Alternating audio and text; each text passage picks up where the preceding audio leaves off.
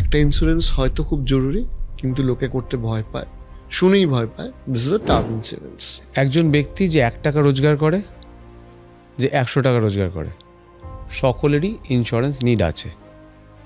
আবার একটা এক্সাম্পলে যাই, আমরা গাড়ি কিনি, বাইক কিনি, স্কুটার কিনি।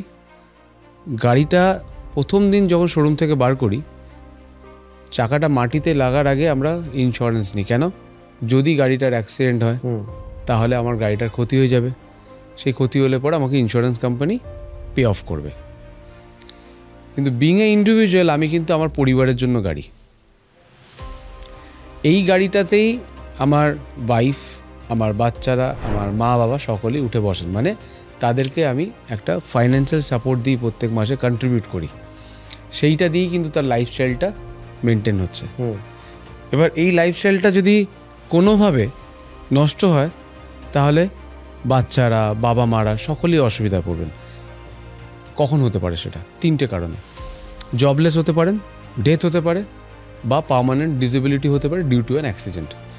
যে লাইফস্টাইলটা আমি দিয়েছিলাম, যে স্কুলে পড়াচ্ছিলাম বাচ্চাদেরকে, ওয়াইফকে যে শাড়িটা কিনে দিতে পারছিলাম, যে খাওয়া দাওয়াটা খাওয়াতে পারছিলাম, বাবা মাকে যে ওষুধটা কিনে দিতে পারছিলাম, সেই খরচাটা যেন আমি দিতে পারি তাদেরকে।